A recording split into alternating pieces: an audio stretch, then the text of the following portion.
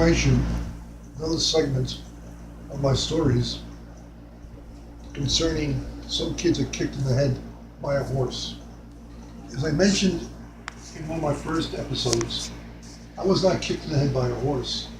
I was kicked in the head by other older kids in the streets of New York who were beating me up on a regular basis. And that was a big game changer for me from a mental aspect. I became a real belligerent kid. I developed the attitude of my way or the highway, and don't you ever threaten me. So in 1967, out of the blue, I started going on binges for 5 days at a clip. I lost my job. As I mentioned earlier, I went to jail. The police beat me up very badly in Hackensack, New Jersey. I tried suicide, totaled my car. It was complete insanity, and I didn't know what the hell was wrong with me. I found out years later I was suffering from untreated post-traumatic stress from the injuries I sustained while on active duty during the Korean War. Well, unfortunately, I come from a long line of drunks. My mother and father were alcoholics. My father, very violent. My mother, sometimes violent. It looks like my post-traumatic stress was triggered by the war in Vietnam. Especially, I wanted to attack and kill the anti-war people. I really did. And as I mentioned earlier, I tried to go to Vietnam, I think in 1968, just to die. I couldn't live anymore. They turned me down because I had a wife and 6 kids. I decided to take up parachute jumping, hoping to die in that process. But they wouldn't take me because I had a wife and 6 kids. The only thing left to me was suicide. I had to get rid of the pain I was going through. I tried that, and lo and behold, except for a miracle of my wife coming home and finding all the pills I had taken, I wouldn't be talking to you right now.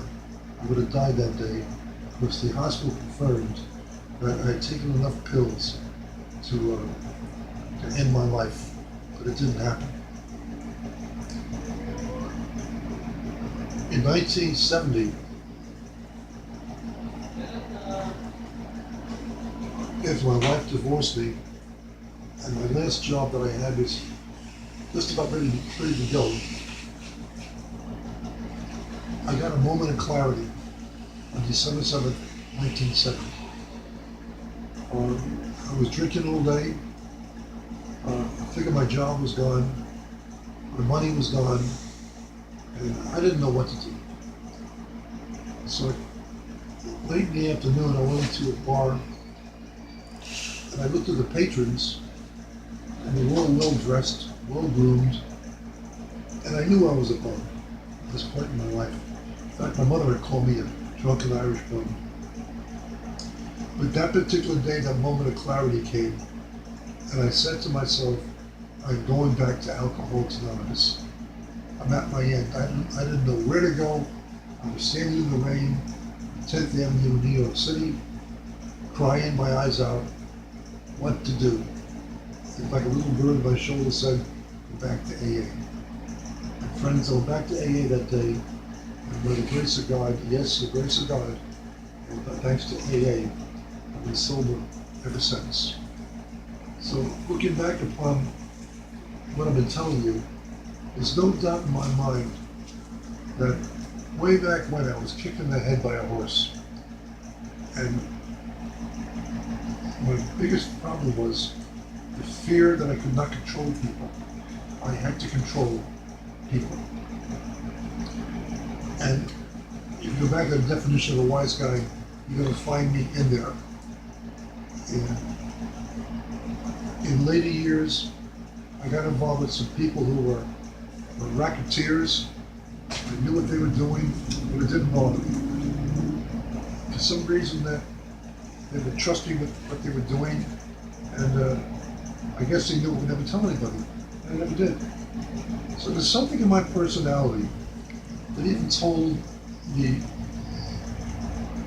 racketeers, we can trust him.